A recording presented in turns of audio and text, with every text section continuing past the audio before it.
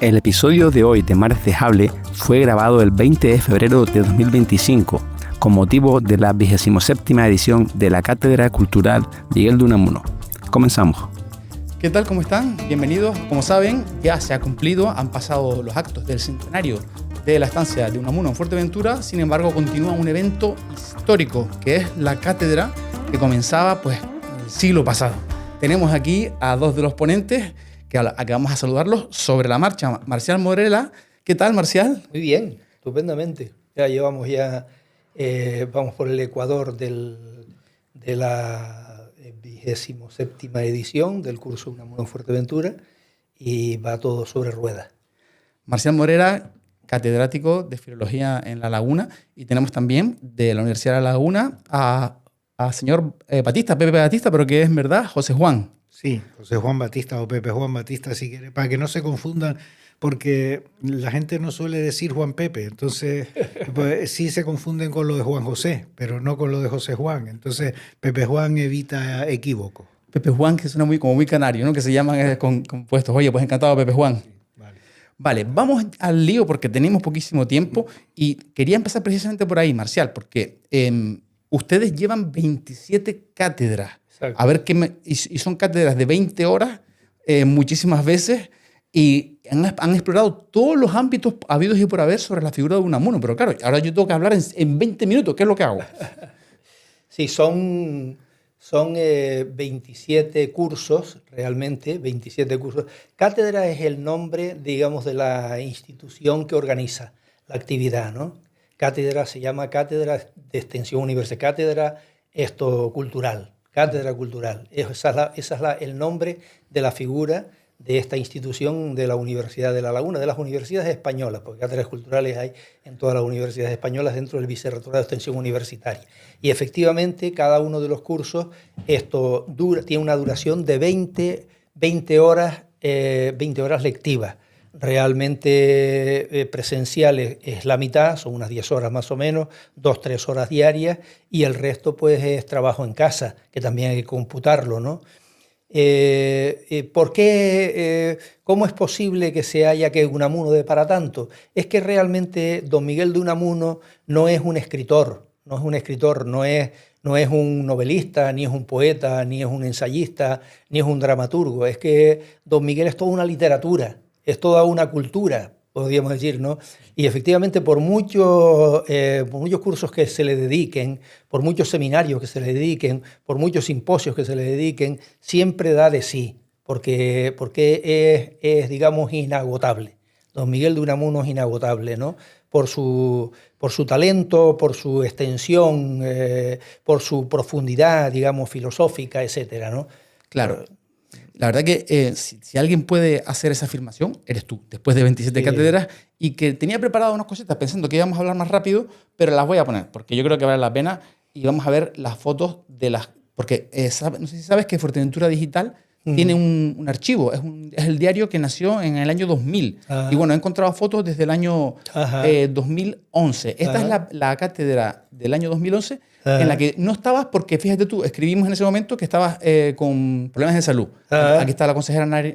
Efectivamente. Sí, se me había dado un leñazo. Y aquella vez me dio un leñazo y me tuvieron que hacer ahí el... Sí, efectivamente, ahí no estuve yo. Repasando las fotos, estoy viendo que también es una manera de recorrer la historia política de Fuerteventura, porque aquí vamos a Juan Jiménez en el año 2014. Sí, claro. Vamos a ir pasando el año 2015.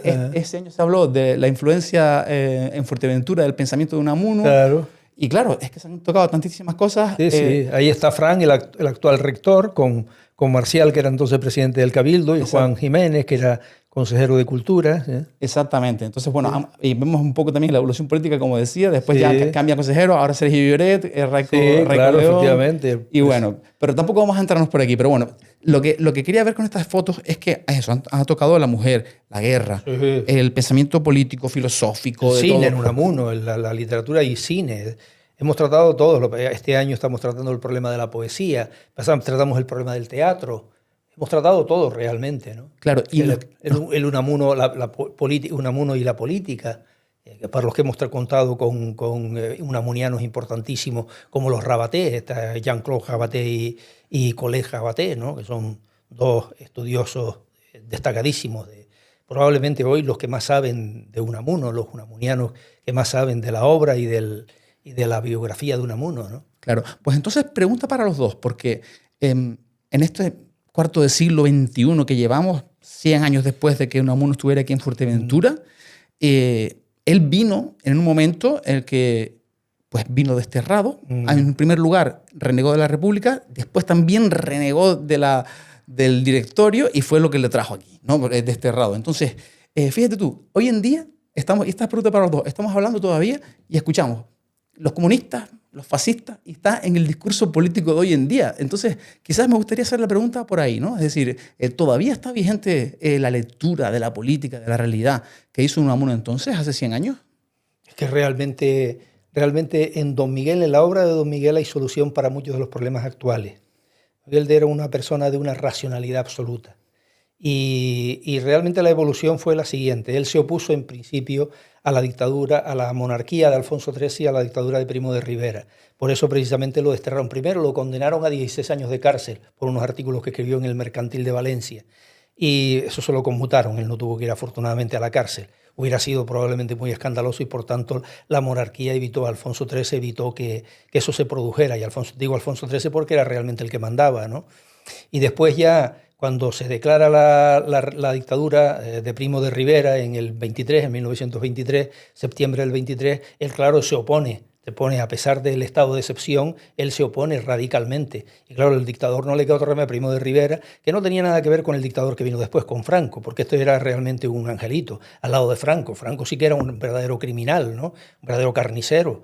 Pero este se opuso y claro, ya que él no le quedó otro remedio que desterrarlo. Y lo desterró. Estuvo en Fuerteventura 4 meses, luego se marchó a Francia, estuvo hasta el 30 en Francia, hasta que cayó la dictadura de Primo de Rivera. Luego volvió a España en el 30, en 1930. Volvió a España, apoyó la República y luego, claro, él como vio también la deriva un tanto sectaria de la República, también se opuso a la República, ¿no? Y se dice que al final, después del levantamiento militar del 18 de julio del 36, apoyó ese apoyo que realmente Unamuno hizo al franquismo, a lo que se llamó, a los militares del levantamiento militar. Eso fue una cosa muy puntual, porque evidentemente todos los intelectuales, no solamente él, sino incluso Ortega, estaban escandalizados de las matanzas que estaba provocando la República. Y entonces pues ellos pensaban que esa era una solución, que la solución militar era una solución para resolver el problema de esa violencia, para parar esa violencia, ¿no? Y él se equivocó realmente, ¿no? Pero cuando se dio cuenta efectivamente era una equivocación, rectificó y Unamuno murió realmente recluido por Franco en su casa de Salamanca el 31 de diciembre del 36, ¿no? Claro. Voy a preguntarle, a darle un poquito también Claro, lógicamente. Un poquitito. Vienes a hablar de la relación de Unamuno con Borges. A mí Borges me encanta. Y un poquito, si quieres adelantarnos qué es lo que vas a hacer. Sí, haciendo un poco de historia también. Esta es la tercera vez que tengo el honor de que el profesor Moreno me invite a participar aquí, y he participado siempre en cosas un poco marginales, que al principio parecen marginales, pero no lo son tanto, ¿no? La primera vez, hace ya unos cuantos años, después del 11, pero no recuerdo cuándo, fue para hablar de Borges como traductor, de Unamuno, perdón, como traductor. Unamuno es, como ha dicho Marcial, una figura muy importante, una personalidad y un intelecto deslumbrantes, ¿no? Y sabía bastantes lenguas. Él aprendió, por ejemplo, danés para leer a Kierkegaard, y su alemán, su inglés, su francés, su vascuence, su griego, que era catedrático de griego en Salamanca, ¿no? Y latín. Fue el primero que tradujo, por ejemplo, la Medea de Séneca, que se representó en Mérida, ¿no? Fue la primera representación que hubo en Mérida. Sabía un montón de lenguas. Estuve para eso. Y el año pasado estuve porque estudié un poco la presencia de Unamuno en América, en Hispanoamérica. Unamuno, después de Menéndez y Pelayo y Juan Valera, fue la persona que más se interesó por Hispanoamérica. Él se interesó muchísimo, tenía mucho público en Hispanoamérica, y bueno, no voy a hablar de eso. Ahí hice más o menos un recuento de una cincuentena de personalidades literarias que hablaron de de Unamuno y que tuvieron relación con Unamuno, y quizá la figura más conocida, a pesar de que se llevaban 35 años de diferencia, es Borges, ¿no? Y Borges es bastante parecido a Unamuno en muchas cosas, ¿no? Y este año pues voy a presentar la figura de Unamuno en la crítica que le hace Borges, y también un poco, pero eso menos porque no hay mucho tiempo, en el tiempo que tenemos, en la influencia que tiene en la poesía de Borges. Lo que sí es interesante es que los dos tienen muchos puntos en común, ¿no? El otro, la inmortalidad, el interés por la teología de alguna manera, por la filosofía, tienen muchos puntos en común, y creo que Unamuno influyó decisivamente en Borges, que estuvo desde el 19 hasta el 21, estuvo 2 años y 3 meses en España, y claro, en España la figura más importante intelectual era Unamuno en ese momento, ¿no? Y bueno, y después pues ya tuvieron ciertas relaciones, y de eso hablaré, ¿no? Me parece interesante. No sé si, me imagino que ustedes habrán visto muchísimas cosas. Estuvo aquí no hace mucho Carmelo Torres, a quien Marcial le prologaste ese libro. Hicimos una entrevista bastante interesante. Él analizó Unamuno en la prensa, en la cual yo me enteré. Yo no soy unamuniano, ni mucho menos, ni siquiera entiendo prácticamente nada de literatura, pero claro, por eso me gusta que estén ustedes aquí, ¿no? Y él hablaba de esa importancia olvidada, decía, de Unamuno en la prensa. Como comentaba Pepe, él recibía dinero por escribir para la prensa sudamericana, que en aquel momento era potente, y según parece no le iba mal. No, claro, él escribía porque tenía una familia muy, muy numerosa que alimentar, ¿no? Y con el sueldo de cátedra, primero de esto de catedrático de griego y después de griego y también la historia de la lengua española, pues no le daba para alimentar la familia, ¿no? Y los periódicos entonces, tanto los hispanoamericanos como los españoles, pero fundamentalmente los hispanoamericanos les pagaban muy bien. Lo de Carmelo Torres es muy importante, porque efectivamente Carmelo Torres ha hecho un trabajo importantísimo que no se había hecho hasta entonces, que es el libro ese, Fuerteventura 1924. Él lo que hace ahí es recoger toda la prensa, todos los artículos que se habían publicado en relación con Unamuno, con el destierro de Unamuno, y hace un análisis importante, y esa es la aportación fundamental del libro de Carmelo Torres al estudio, digamos, de la figura de Unamuno, de la relación de Unamuno con Canarias. Es un libro interesante, ¿no? Y que toca también, bien es verdad que no de forma central como la figura de Unamuno, pero que toca también otros desterrados, como por ejemplo a Soriano, ¿no? Ese libro es importante y hay que reconocerlo, ¿no? Sí. Públicamente. En ese libro hay cartas entre, por ejemplo, Ramón Castañeira y Unamuno. Y esto me lleva a preguntar, lo siento muchísimo porque me imagino que la pregunta será recurrente, pero los mitos de Unamuno, ¿no? Fíjate tú, leyendo una entrevista tuya antes de que entraras en el diario de Fuerteventura, que si despreciaba a la mujer majorera, que si despreciaba a Fuerteventura, en esa carta ya en el año 36 con Ramón Castañeira, le habla maravillas de Fuerteventura, claro, y con un cariño realmente cercano. Claro. Y es una carta personal, no está publicado. Claro. Entonces, ¿cómo es posible que todavía queden esos mitos, ¿no? Sobre lo que él decía y pensaba sobre Fuerteventura cuando escribió un libro dedicado, ¿no? Sí, porque los prejuicios son pertinaces, ¿no? Y sobre todo los prejuicios, si son malintencionados, más todavía. Realmente no era difícil que Unamuno tuviera mala prensa, porque sobre todo para la Iglesia Unamuno era un poco un heterodoxo, era un heterodoxo. Escribió un libro que se llama La agonía del cristianismo, y los curas interpretaron que la agonía era que lo que estaba diciendo Unamuno ahí es que el cristianismo estaba acabando. No se daban cuenta, no sabían lo que significaba la palabra agonía. Aquí tenemos un catedrático, un profesor de griego que sabe perfectamente lo que significa eso, ¿no? Y lo interpretaron mal, y por tanto era lógico que don Miguel fuera considerado negativamente por la Iglesia. Y eso provocó pues toda esa mala prensa que tenía él, de que si dijo esto, que si lo otro, que si la gente de Fuerteventura no tenía honor, que si la muerte. Todo eso es un falso todo. Pero no hay ningún texto donde siga todo lo contrario. Tengo curiosidad, porque decir que las mujeres mayores eran frescas, ¿de dónde se la han sacado? Pues no lo sé porque además eso es una cosa enormemente inverosímil, porque el concepto que tenía don Miguel de la mujer, don Miguel era un feminista realmente. Tú hiciste una cátedra sobre la mujer, cuéntanos un poquito. Sí, dedicamos una cátedra a hablar del concepto que tenía don Miguel de la mujer, ¿no? Y desde luego no hay misoginia en ninguna obra. Bien es verdad que, claro, que antes del 1936, que es cuando muere don Miguel, tampoco se puede pedir un feminismo revolucionario como el actual. Pero es verdad que don Miguel consideraba que la mujer era un pilar básico de toda sociedad humana,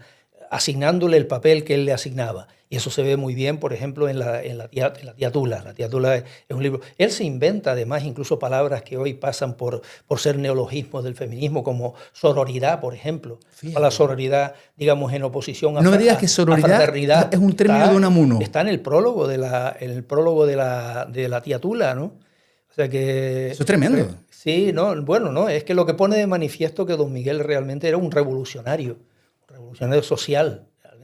Es verdad que no era un exaltado, ¿no? Como los revolucionarios exaltados que tenemos hoy, que son a veces más de boquilla que otra cosa, ¿no? Pero don Miguel era una persona que tenía una concepción bastante liberal. Él era un liberal realmente. Un liberal no en el sentido económico, sino en el sentido filosófico. Un liberal. En el sentido de que hay que confiar en el ser, en el individuo, no en la colectividad, sino en el individuo, ¿no? Eso es y al individuo hay que apoyarlo. Bien, es verdad que también eso de él era consciente, también es verdad que el individuo tiene que someterse a normas. No se puede dejar, por ejemplo, que haya muchos Elon Musk por el mundo, porque entonces acaban por el mundo, ¿no? Por decirlo con una metáfora actual, ¿no? Probablemente don Miguel hubiera estado en desacuerdo con eso, claro. pero lo otro sí. En lo que sí estaba en contra es contra el colectivismo barato, ¿no? Ese que surgió de la revolución del 17, del bolchevique, ¿no? Ese estaba en contra, totalmente en contra. De Fuerteventura a París tiene un soneto dedicado precisamente a eso, a los comunismos, que ya empezó, claro, él estuvo en París, que él se marchó de aquí de Fuerteventura en el 24, en junio del 34, y él llega a París. Y en París ya las ideas esas del comunismo soviético estaban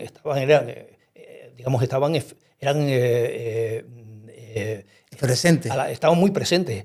Había una efervescencia, comunista allí. Y tiene un soneto dedicado precisamente en contra de eso, en contra de las ideas colectivas. Y además él lo anota a pie de soneto, porque los 103 sonetos de Fuerteventura a París aparecen anotados. Por eso yo he dicho siempre que... ¿Recuerdas algún verso de ese soneto? ¿Algún verso ilustrativo? A ver si recuerdo algunos. Por esta parada. Es una parada donde aparecen allí yo no recuerdo exactamente la literalidad ahora, ¿no? Y mira que yo recuerdo muchos versos de Fuerteventura a París, pero ese concretamente no lo recuerdo. Habla de una parada, de una especie de desfile, y habla de dos personas que van en el desfile dándose besos, etcétera, y hace una crítica, a la especie al sexo colectivo, por decirlo así, ¿no? Claro. Habla criticando, esa actitud. Yo no recuerdo exactamente ahora la literalidad del texto, ¿no? Claro, es que también es verdad que a un personaje como Unamuno, que se le ha mirado de todas las maneras posibles, también se analiza su vida privada, porque claro, con el momento en que se analizan sus cartas, y encima en aquel momento que creo que escribió solo en Fuerteventura, según dijo Carmelo, 60 artículos en poquísimo tiempo, es decir, la producción brutal. Sí. Yo imagino que mantener eso durante toda una vida. Sí, claro, y una persona que plasma sus pensamientos, al final tampoco puede tenerse en cuenta, ¿no? Es decir, hoy en día nos manifestamos públicamente cuando hablamos públicamente. Y claro, a Unamuno se le juzga por todo, hasta por lo que le escribió a su tía en una carta, ¿no? Claro. Entonces, eso es bastante llamativo, ¿no? Bueno, él lo iba buscando realmente, porque Unamuno siempre hizo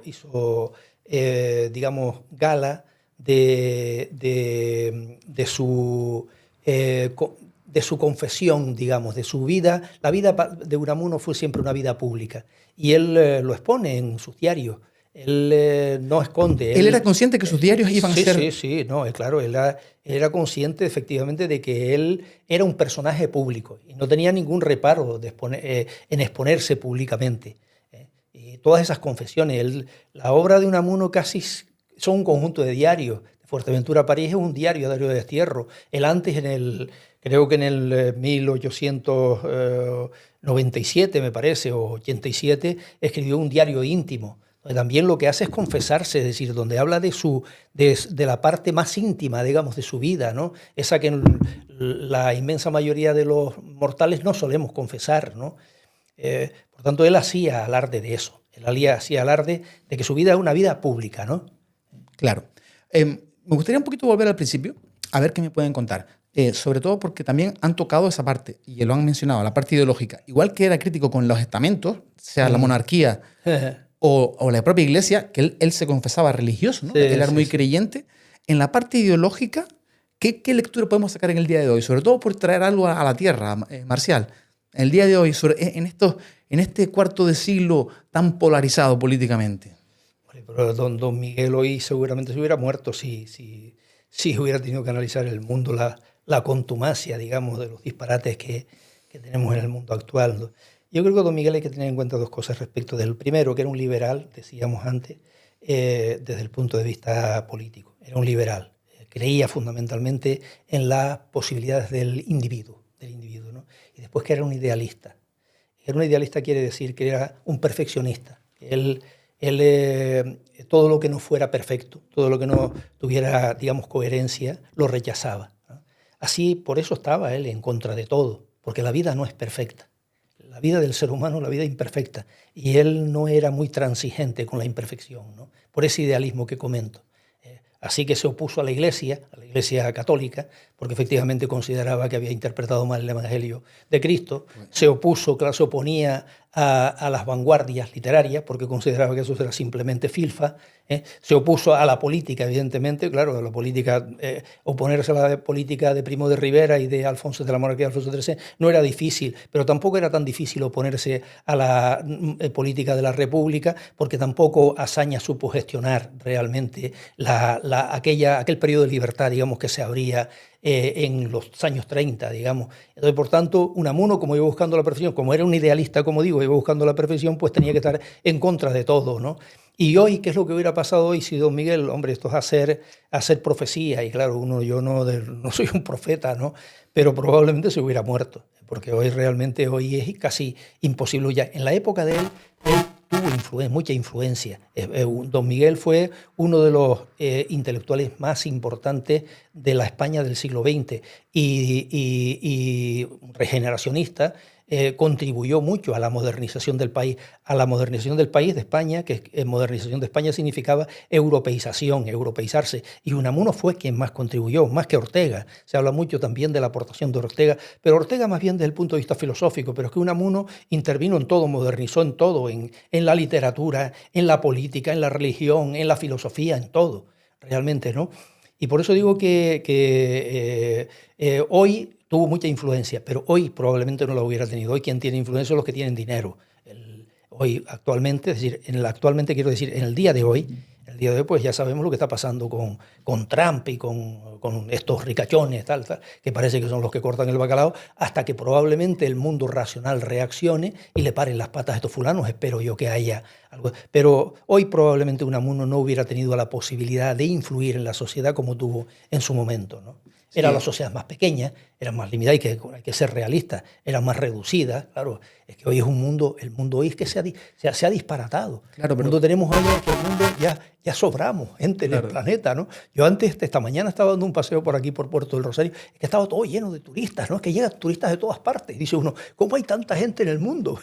Claro, pero por lo que ustedes cuentan, siendo como era tan influyente y con intencionalidad, y él cuando quería algo, iba a un periódico y publicaba, y sabía que eso tenía repercusión, ¿no? Entonces, claro, sí que comparto esa reflexión de que de que en otra época a los intelectuales, a la gente que sabía, a la gente que leía, se les tenía en cuenta, y es que hoy estamos orgullosos de ser ignorantes, que es una cosa que me da muchísima pena, ¿no? En plan, la opinión de cualquiera vale igual y cuanto más ruido, más grita, peor, ¿no? Y a eso ha contribuido mucho lo que llaman las nuevas tecnologías. Claro, las nuevas tecnologías ha hecho posible que cualquier indocumentado pueda opinar en todo el mundo, ¿verdad? Claro. Eso que llaman influencer y tal, que son unos ilustres indocumentados, la mayor parte de ellos, evidentemente les ocurre eso.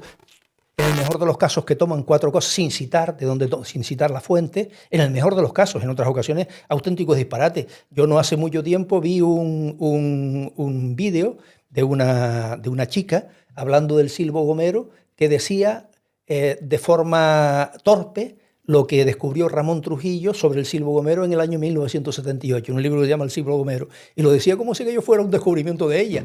¿El qué? ¿Que descubrió esa chica que decía? Lo que era el silbo gomero, es decir, hablando de qué consistía el silbo gomero, ¿no? Ya, la verdad que, desde luego, lo que uno ve en las redes sociales es que es para tirarse de los pelos. Es que se tira el mundo por el desagüe.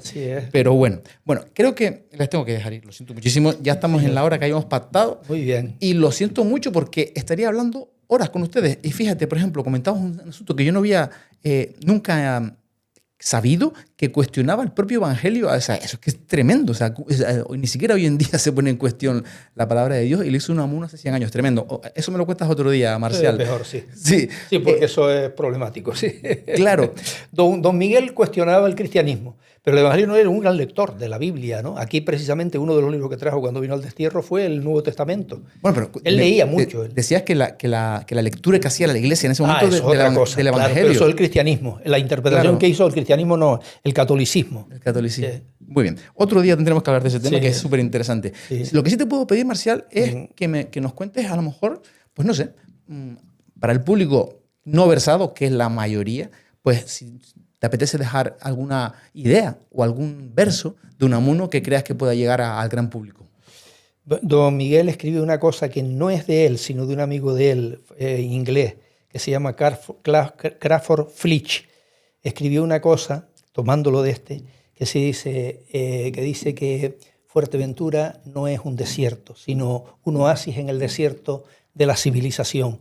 Eso ha tenido tanto eco que es que lo utiliza ya como eslogan, e incluso el Cabildo en mucha propaganda. Ahí está Don Miguel. Don Miguel fue realmente el que determinó la Fuerteventura moderna. Ahí en ese mismo concepto, ese hecho, digamos, singular que estoy comentando, pone de manifiesto la importancia que tuvo Don Miguel en la concepción que tenemos hoy de Fuerteventura. Pues la gente piensa que la Fuerteventura de hoy es un hecho natural, como las plantas, o que ha surgido, digamos, pero no es un hecho natural, se lo inventó Don Miguel. En buena medida el concepto que tenemos hoy de Fuerteventura, los prejuicios que tenemos hoy, y los prejuicios no tienen por qué ser negativos, siempre tenemos prejuicios, todos son prejuicios, porque las palabras no pueden usarse nunca de forma, digamos, pura, sino que siempre se usan con un sentido determinado, que es un prejuicio, ¿no? Con una acepción determinada, que es un prejuicio. Y todos los prejuicios que tenemos hoy sobre Fuerteventura, proceden de Don Miguel de Unamuno, ¿no? Y por eso es tan importante Don Miguel de Unamuno para Fuerteventura. A los pueblos los hacen las literaturas, los hacen los escritores. Y Lanzarote ha tenido grandes escritores. Recientemente Leandro Perdomo, por ejemplo. Tenerife ha tenido grandes escritores, Viera y Clavijo, por ejemplo, La Gomera, Pedro García Cabrera, Gran Canaria, Quesada, Tomás Morales, etcétera, ¿no? Fuerteventura ha tenido también un gran escritor, que es Unamuno. El escritor que, por tanto, ha contribuido a crear los conceptos que se tienen de la isla, en el caso nuestro, es Unamuno, que vale por todos los demás.